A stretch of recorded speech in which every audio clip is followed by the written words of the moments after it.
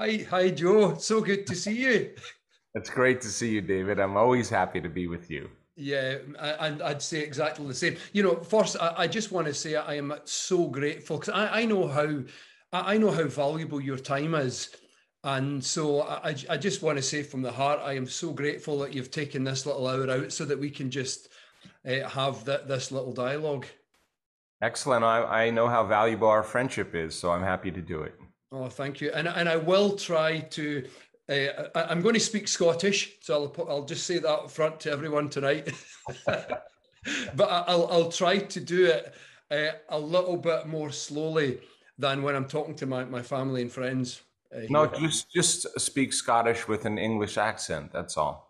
Well, I'm not very no. That, I was actually going to try that, but I'm just going to abandon all attempts to even try that. So, look, Joe, can I just dive straight in and ask you a question? I love the work you do with spontaneous remissions. You know, your research into. Can I just ask, what is it that really got you interest in researching this? Yeah, I think I had my own personal experience, my own wake up call, and had an opportunity in my own personal journey to heal myself. And I was a 24-year-old kid, and back in the 80s, you really didn't say no to doctors when you had a traumatic injury. And I was weighing what I knew against what I didn't know, and I thought, is there a possibility that my mind could actually heal my body? It seemed like it was possible. I read enough books about it, but it was philosophical, it was theoretical, it was intellectual information that was really for me void of experience.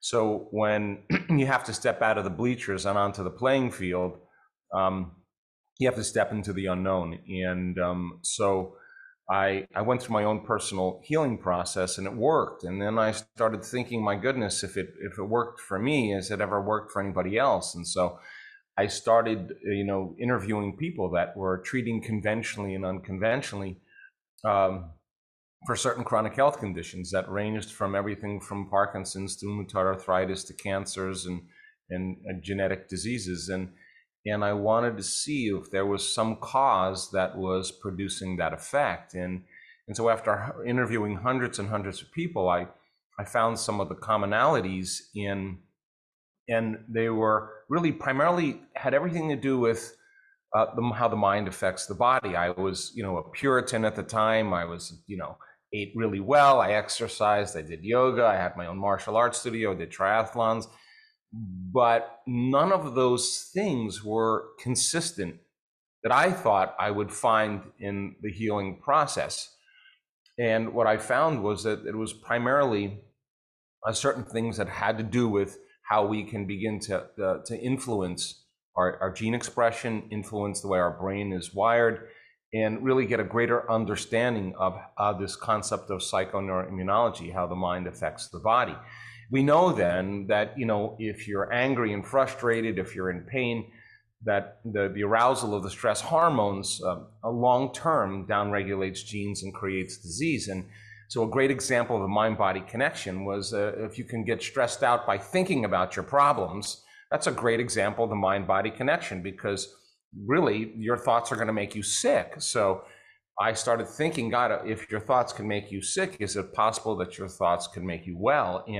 And so the people that I interviewed were so inspiring to me because they were common people. And they came from all walks of life. They were all races, all cultures, all professions, ate all kinds of food. Some drank, there was just no commonality in that way. But so I found the four principles. And then the next question I asked was, all right, so this is what I've filtered it down to. Science is about redundancy. It's about patterns, about repetition. Could we teach people how to do it? And so for the first year, we didn't see a whole lot of changes, except people had a better sense of well-being. And then it started to happen. And when we started to see those dramatic changes, I have to tell you, many years later, I think I'm more surprised than anybody to see some of the things that we're discovering. Wow, that's absolutely incredible. You know, it's quite similar. Like I've been studying kind of visualization for years and years and years, not doing any research on it. I'd love to ask you about your research in a few minutes, but one of the examples that that really switched me on to this, that really got me researching myself, just literature research, was a lady who had a kidney, chronic kidney disease and a very, very low kidney function.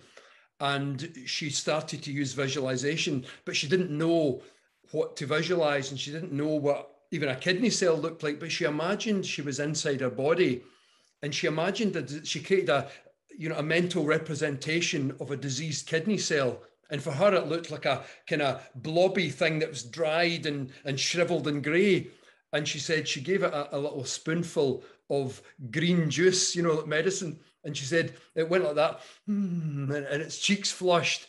And then she took a sponge and she dipped it in what she called healing fluid, and just began to gently sponge down this, the kidney cell. And as she sponged it, the shriveled, the greyness began to wash away to reveal a nice healthy pink. And as she kept sponging it, it kind of popped out into a nice bulbous pink color. Then she would give it a hug and kiss it and tell it how much she loves it. And she would say something like, "Thank you so much for the amazing job that you're doing right now and have always done in keeping us healthy. I love you so much." And then she would do the same with the next cell.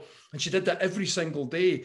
And a year later, she was discharged from the hospital when her kidney function was in the normal range. And when she told me her story, she actually broke down. She was so overwhelmed, And when I first heard about that, I didn't really understand how the mind-body connection worked. And that's what I love about your research, because you're turning woo-woo into kind of true-woo. You're actually doing the research that's shown people how these things actually work. So would you be able to share how you think, the mind-body connection works in that context of the spontaneous remissions? Sure. So I'll answer it, David, in two ways, because the example that you gave is such a great example.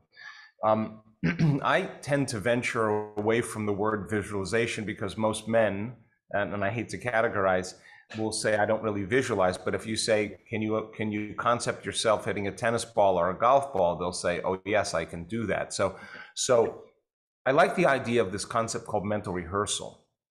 And what it turns out is that when we're truly present and we are in the moment and we're in the visualizing process, the brain does not know the difference between the real life experience and what the person is imagining. Now, experience enriches brain circuitry.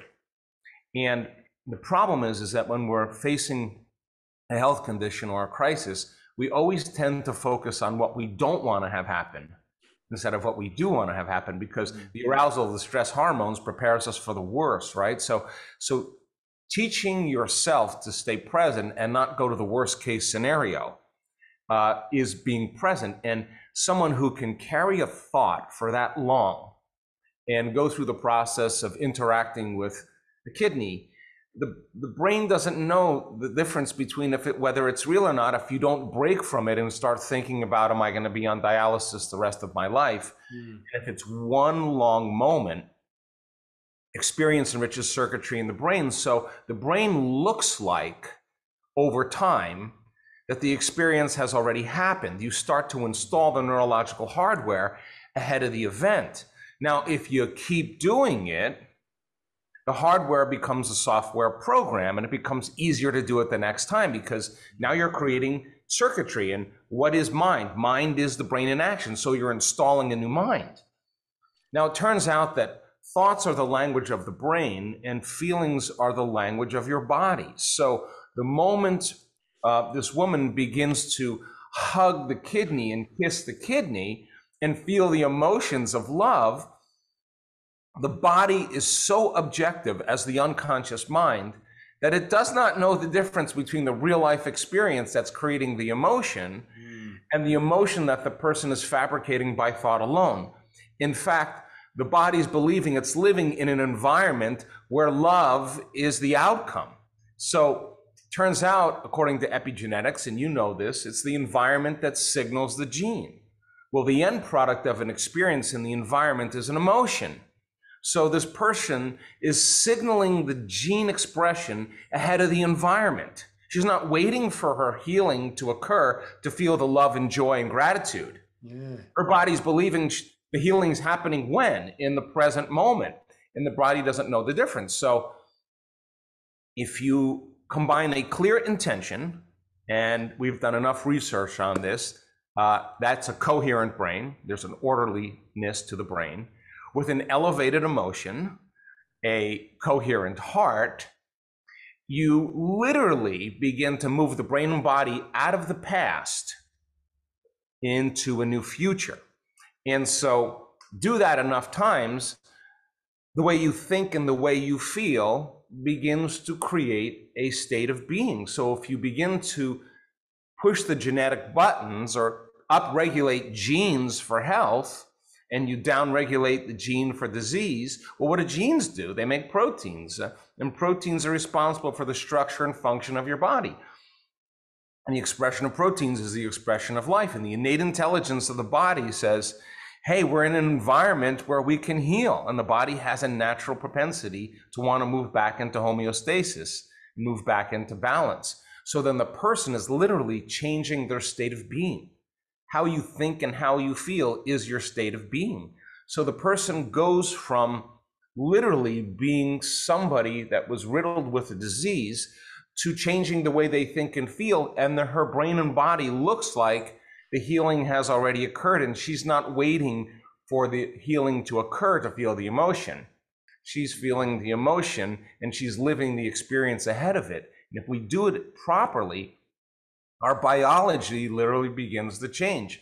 And just like in trauma, the stronger the emotion that we feel from some problem, some condition, some event in our life, the more altered we feel inside of us, the more we pay attention to the cause, and the brain freezes a frame and takes a snapshot, and that's called a long-term memory. Well, what about the inward process? The stronger the emotion the person feels from an inward experience, the more she remembers the picture in their mind, and you begin to brand that circuitry in your brain, and in a sense, you're remembering your future in the same way that you remember your past. Now, thinking neurologically within those circuits and feeling in the emotions of the future before it happens is the task.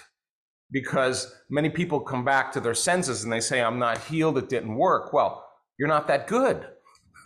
It takes time and it takes repetition until you condition the body to the mind of that emotion. And all you need is a thought and a feeling, an image and an emotion, a stimulus and a response, and you start the conditioning process. And if you do it enough times, you'll never be wondering why you haven't healed, because you'll feel like you already are healed. The moment you start feeling the other emotions, you're back to the old self, looking for when it's going to happen and where it's going to happen. If you feel the emotion, you feel like it already happens, you wouldn't be separate from the experience, so there's nowhere to look for it. So then the task is to maintain that modified state of mind and body your entire day with your eyes open. And that's when we get really good at becoming somebody else. Brilliant. What amazing explanation. This is what I love about, this is the sort of thing that people a few years ago used to call woo-woo. And I've said, in the book, I've been saying that people refer to things as woo-woo, not because they're experts in that field and they actually know if something's true or not, but because they're not experts and they really don't understand it and it just doesn't sound plausible to them. And that's why I love that there's so much science now that, and you're doing a lot of it, which is absolutely wonderful, but there's so much science that's actually demonstrating that this kind of stuff really, really is cool. One of the things, you talked about repetition there. One of the ways I often talk about that is, like, if you go to the gym and if I work out my bicep, let's say, then two things happen. The muscle becomes firmer and it becomes larger. But if you work out a region of the brain, then the exact same thing happens, although all the neuroscientists don't call it muscle growth, they call it neuroplasticity. But the idea is similar, that if I say work out that part of the brain, let's say by focusing on my breath and just becoming mindful of the fact that I'm breathing, then that part of the brain begins to grow and become more powerful. And what I think is amazing, if you put a little bit of feeling into that, and let's move your attention from mindfulness to, what I call kindfulness. Allow your attention to focus on either a memory of when someone was really kind to you, or you were kind to someone else, and how that felt. Or even when you witnessed an act of kindness, and allow yourself to feel that. Then that also exercises this, but a wee bit deeper in, and also the compassion regions. And it's like the brain is being activated in different parts according to where you put your mind. I find that kind of stuff fascinating. Thought and feeling combined is literally changing the structure of the brain. Well, it's a great conversation, because this also explains why people don't heal. Because if you keep firing and wiring the same thoughts in your mind that are related to complaining and blaming and making excuses and feeling sorry for yourself and judging other people, nerve cells that fire together, wire together, you'll develop a very, very complex neurological network that you installed, and keep doing it. It becomes so automatic, it becomes unconscious. Those thoughts, for the most part, are slipping by people's awareness unnoticed, unchecked. And every thought has a chemical associated with it. So the moment the person begins to review the problems in their life, and those problems are connected to certain people and certain objects and certain conditions at certain times and places, the moment they start thinking of their problems, they're thinking in the past, because the brain literally is a record of the past. And every one of those problems has an emotion associated with it. So the moment they recall the problem, they feel the emotion of sadness or guilt or shame or unworthiness. Now the body's in the past. So then if you begin to weigh the number of times people unconsciously do that in their waking day, they may have the best visualization, meditation, rehearsal in the morning and start out with really good intentions. But that's 45 minutes or a half an hour weighed against the other 16 or 15 hours of their day where they're back to their old self. And so the thinking positively have no effect on the body, because it's a small portion of what the person is doing on a regular basis. So the process of change, there's an equal component of unlearning.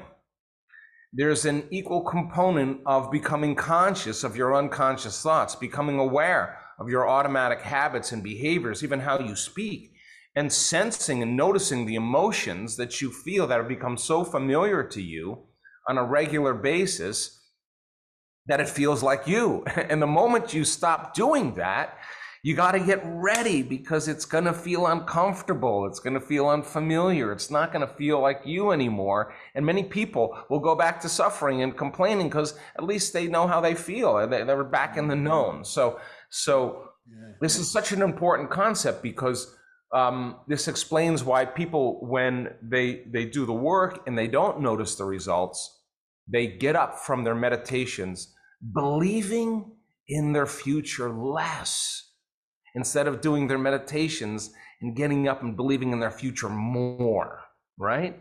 And so the reality is, yes, it takes equal amount of firing and wiring and equal amount of emotional conditioning to condition the body to the future.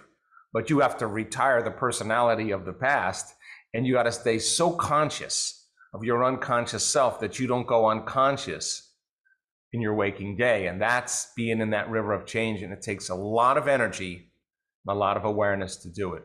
Yeah, I love that line. What was it you said? You have to go retire that, what was it you said, the version of the past, that old self?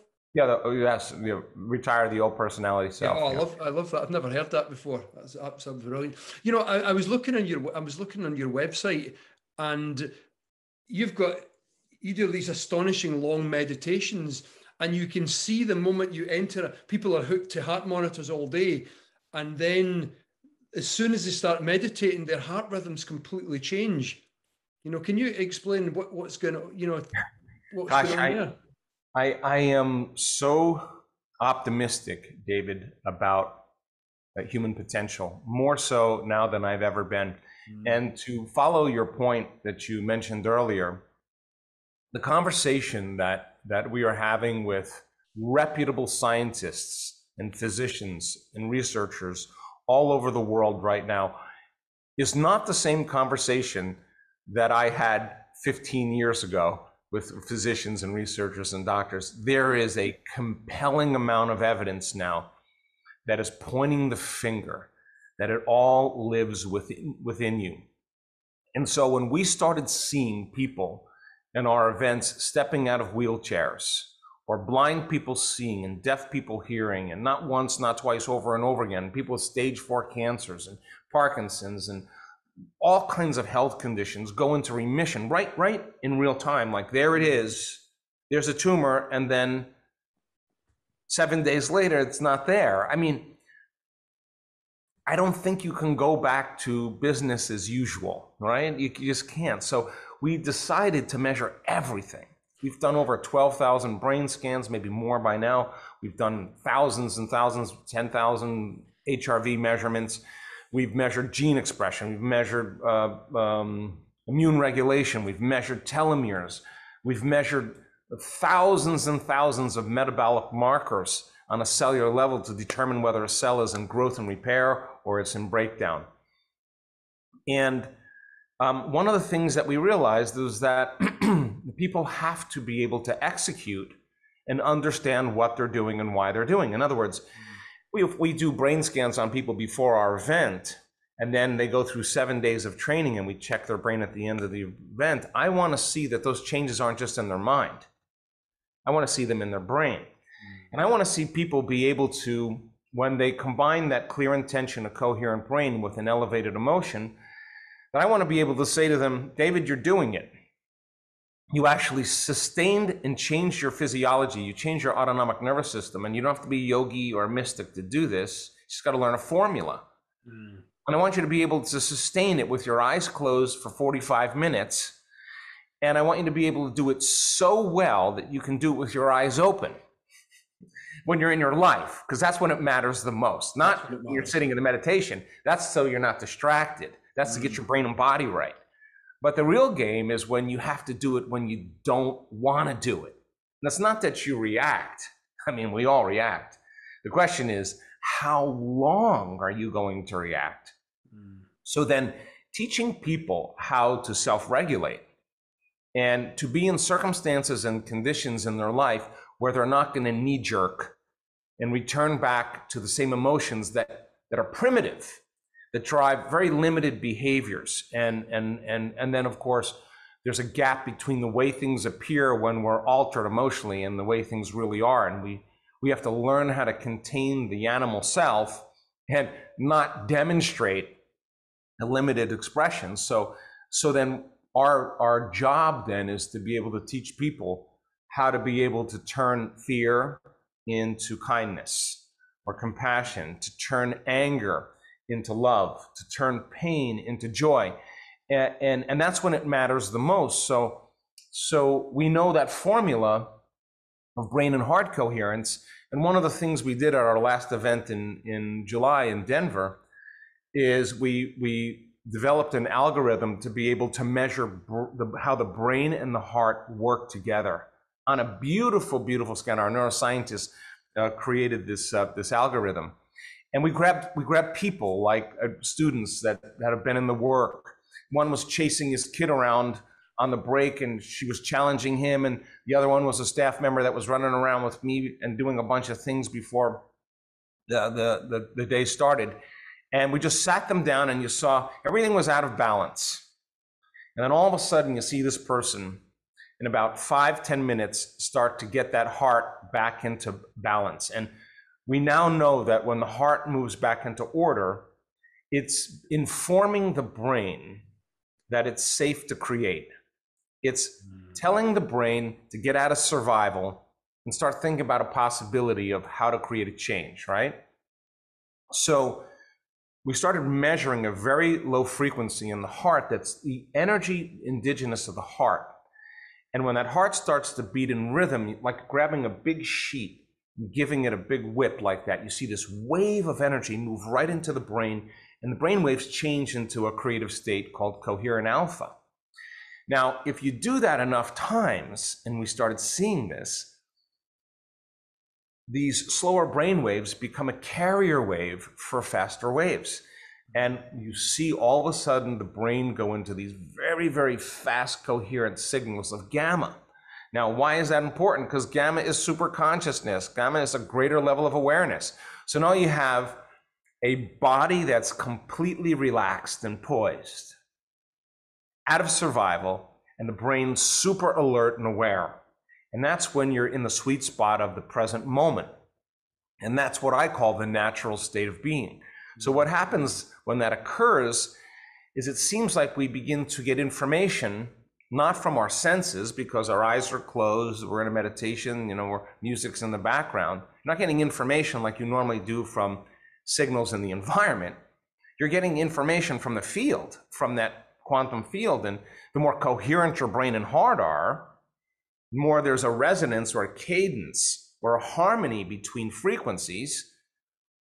The more you have a coherent frequency, the more you get coherent information. And that arousal that's created when this occurs, when the brain goes into gamma, isn't the typical arousal of pain. It isn't the typical arousal of anger or aggression. It isn't the typical arousal of fear or anxiety. The arousal tends to be ecstasy. The arousal tends to be bliss. We begin to dip into the divine. We begin to connect to energy or to that field. And that person has a very transcendental moment. The information that they're receiving is very relevant to their own personal journey.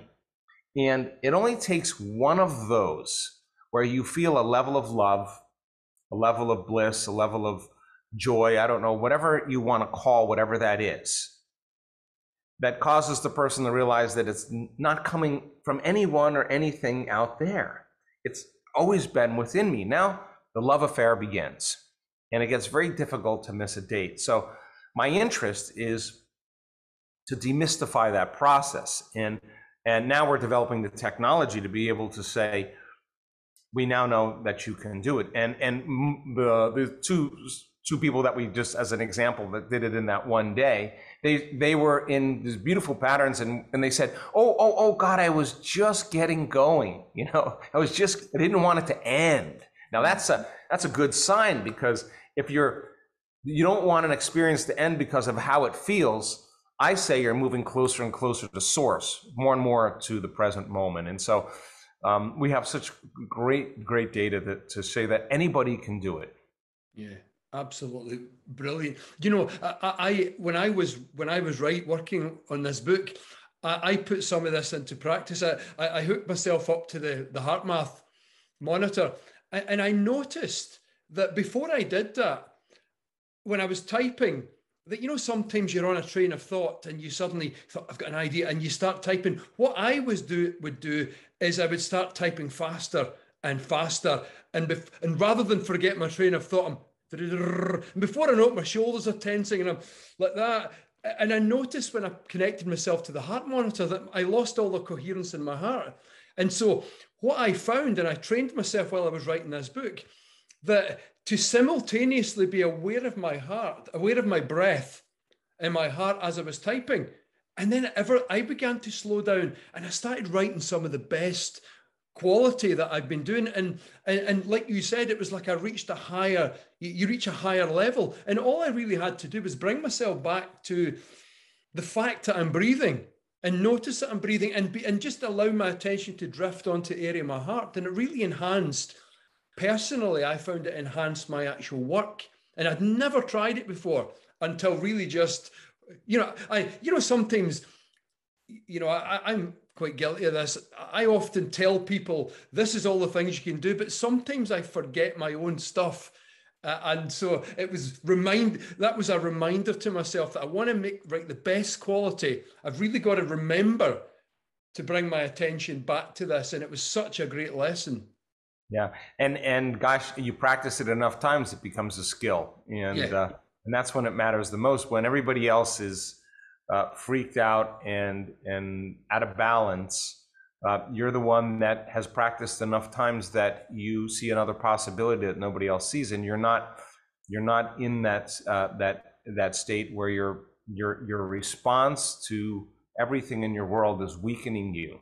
You're in a place where you're actually gaining energy, and that's when it gets fun, right? Because I say the heart is the creative center.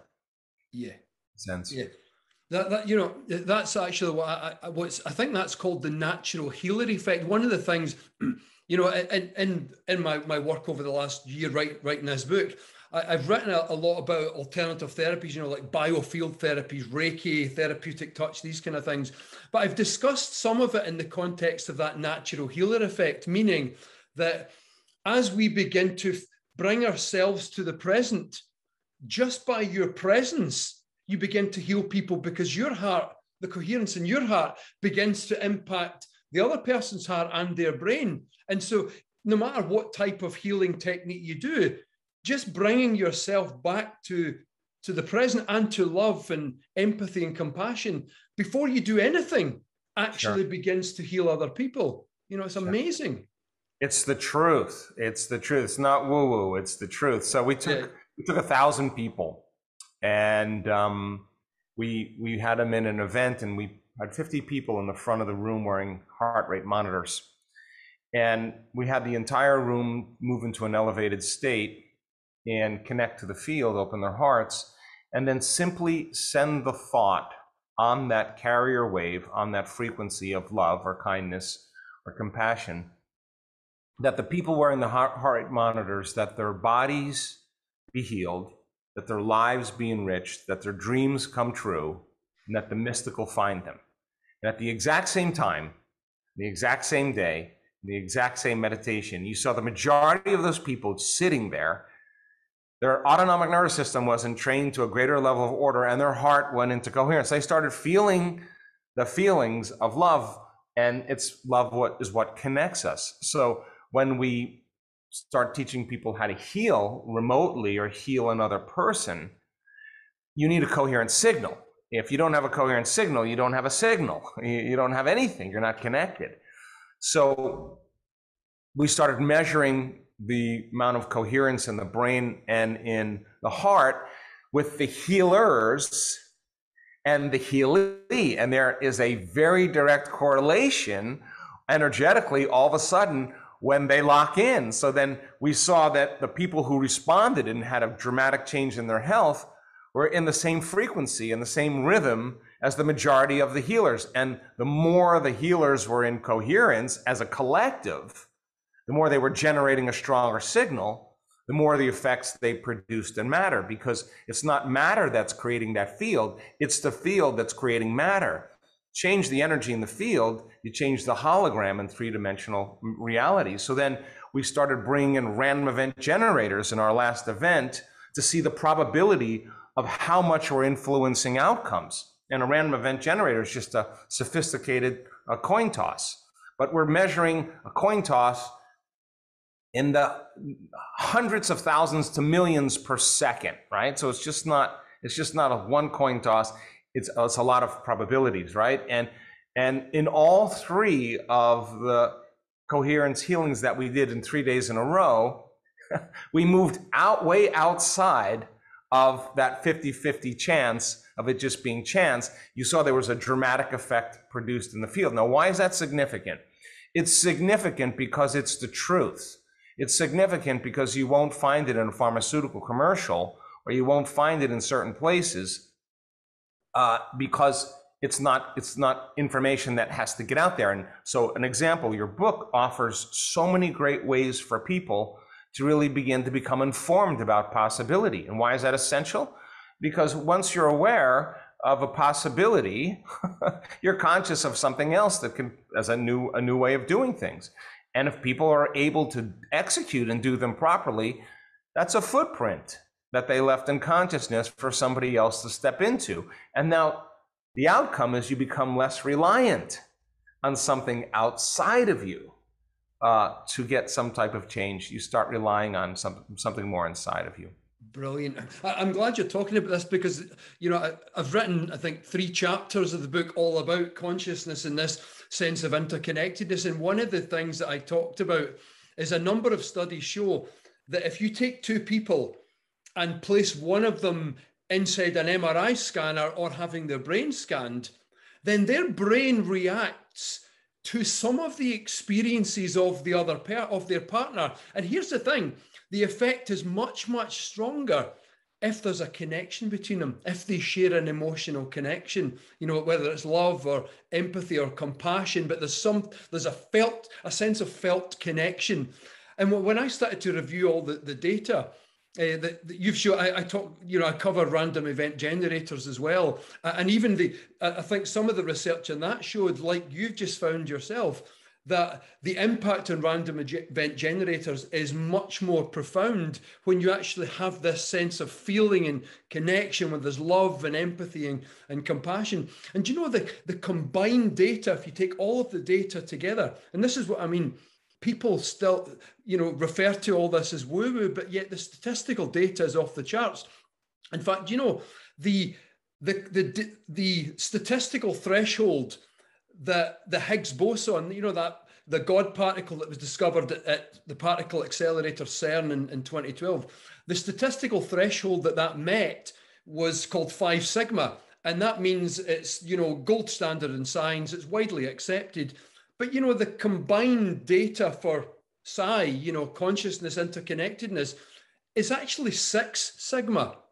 And it's an order of magnitude greater than that, but yet people still refer to it as kind of woo-woo. So I love that you're doing that work now in a larger scale, and lots of other scientists are doing this work. And finally, people are learning that we really are all interconnected and we really do impact each other. And the more we find that space within ourselves of love and compassion and empathy and care, then the better healers we actually become as well. Yes, right. We're working, it's absolutely the truth, David. We're working right now to decide and figure out, we're pretty sure this is the truth. It's not the number of people and the amount of energy that a greater population of people produces, because you can go to a football game, a soccer game, there'd be 30,000 hooligans or 50,000 people and they're cheering, but it's not coherent energy, it's entropic energy. That energy has some effect, but you can take a smaller group of people, and if they're coherent in their brain and heart, and they all have a unanimous or collective order, the signal's so much stronger and it produces more immediate effects. You know, so it's about having a Wi-Fi signal. You know, you got brain coherence and heart coherence. Now you're connected, and that's when I think doors of possibility open up. And so for me, we have such great evidence in our scientific studies right now with meditation, and we have such great evidence with testimonies of people that have actually made those kind of changes and transitions. And evidence really is the loudest voice right now, because once you see the evidence, you know it's the truth. You see somebody on the stage in your event stand up and talk about how she healed herself of a kidney condition, and if you look in the audience, every single person is motionless. They're looking at her. They're looking at truth. They're looking at an example of truth. They're looking at possibility becoming a reality.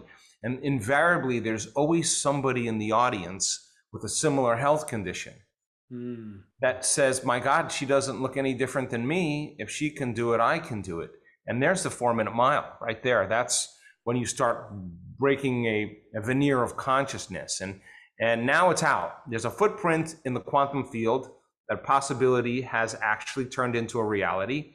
And now you're looking at the person in 3-dimensional reality saying, there's the disease and now it's gone. And if it worked for me, people are going to say, wait a second, say that again?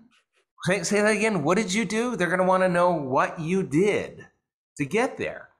And I think closing the gap between the thought of being healed and the experience of being healed, between cause and effect, between one point of consciousness separated from another point of consciousness, closing that interval is mastering creating from the field instead of from matter. And so many people, they can do all the right diets, they can eat all the right food, they can exercise, all that stuff.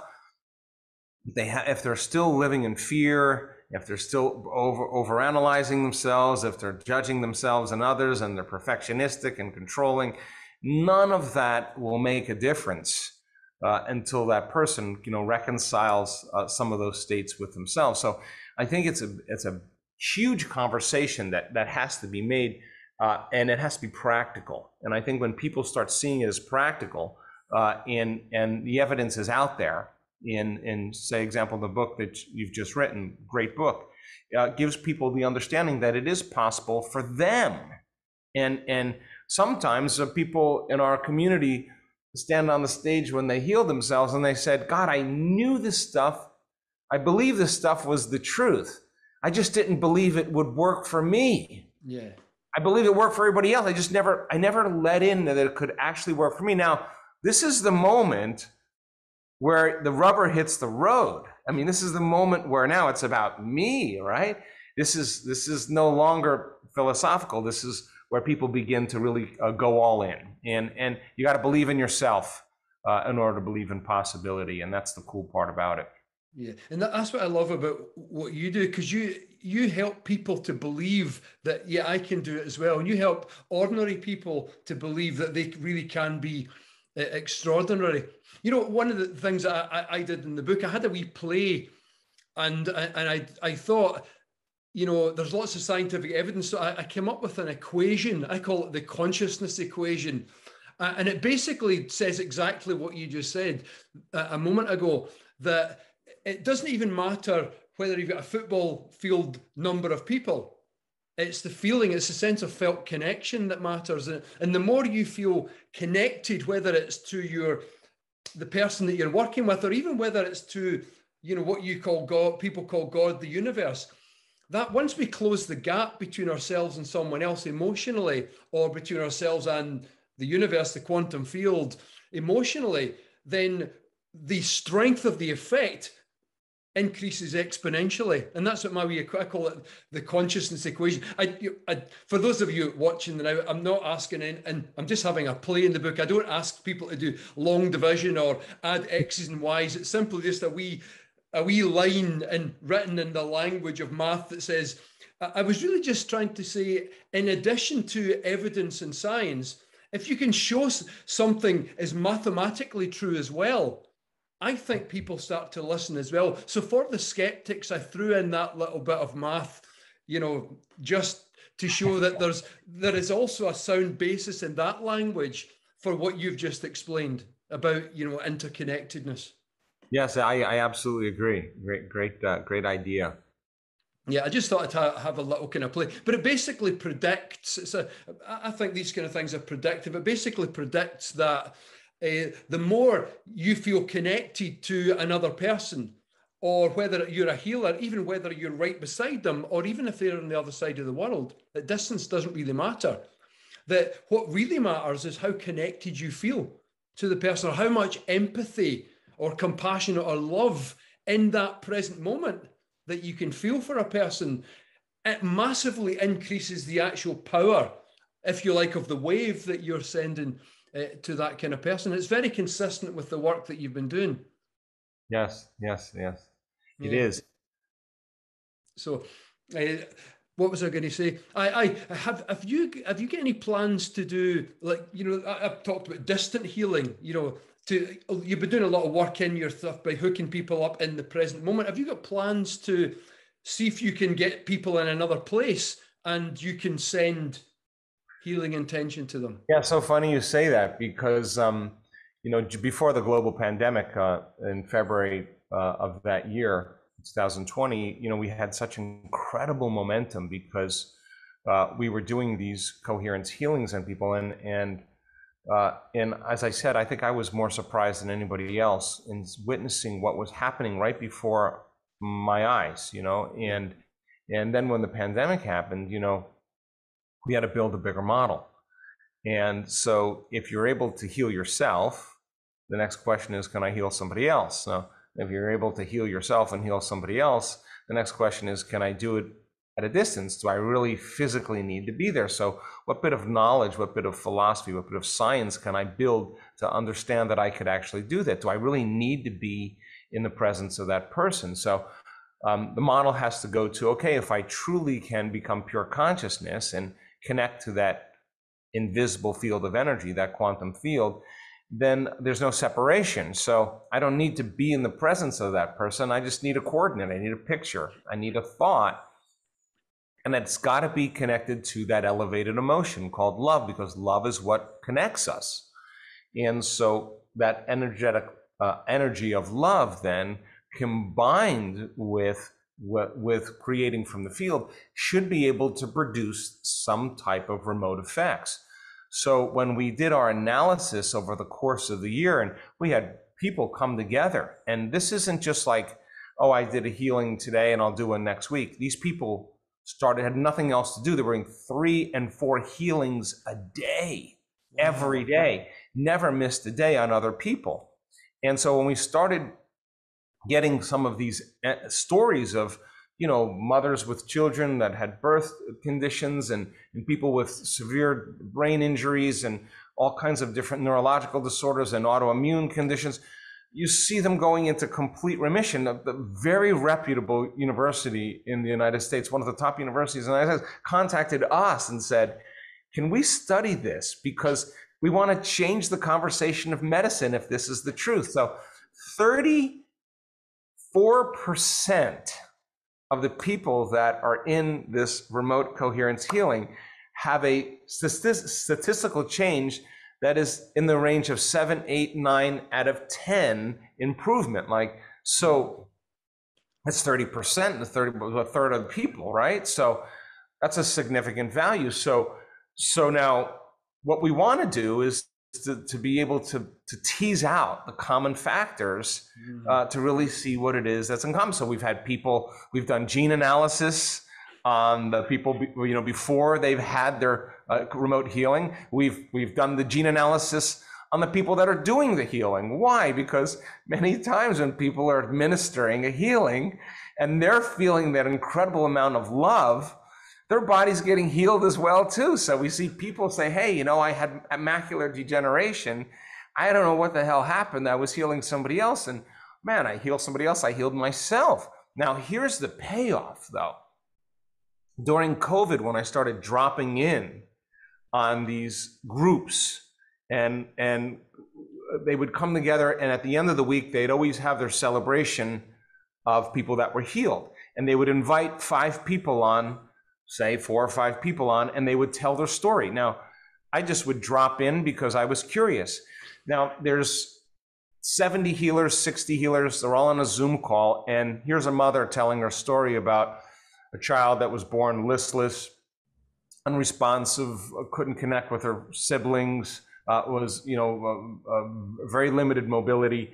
After the first healing, smiling, looking at her brothers, trying to talk. This is a mother telling the story. And I'm looking at the entire group of healees, right? And we're all in tears of joy.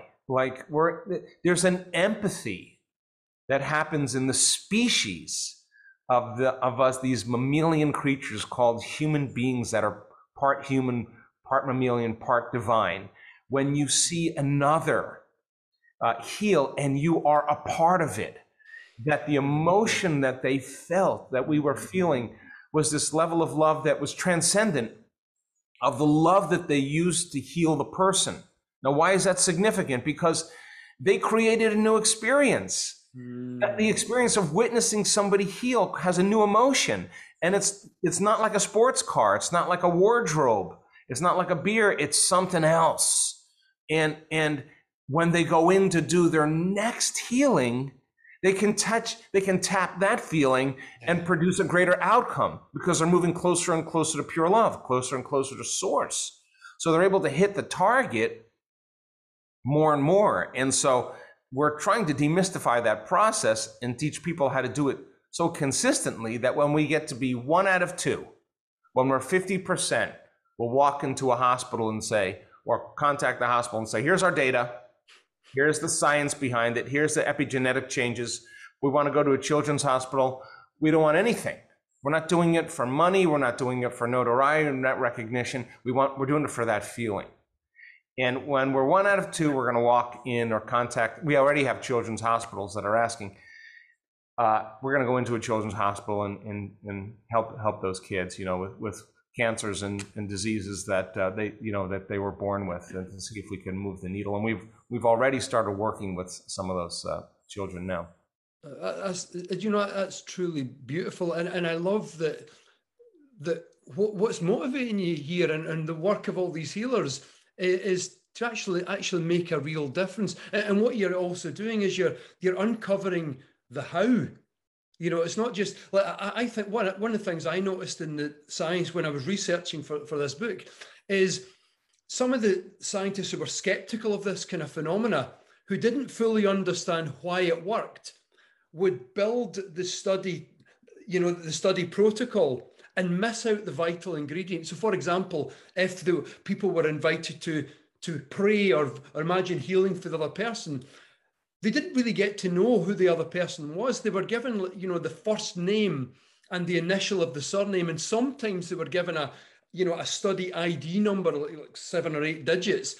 There's no empathy and connection. And some of those studies didn't work. And they said, oh, prayer, distant healing doesn't work. But yet the other studies were the scientists like yourself who understood a little bit of the mechanism. What actually is that ingredient? They were actually given the name of the person, sometimes a photograph, a little bit about the person's life, but also regular updates about the person's condition. And what happens then is you start to build an emotional investment.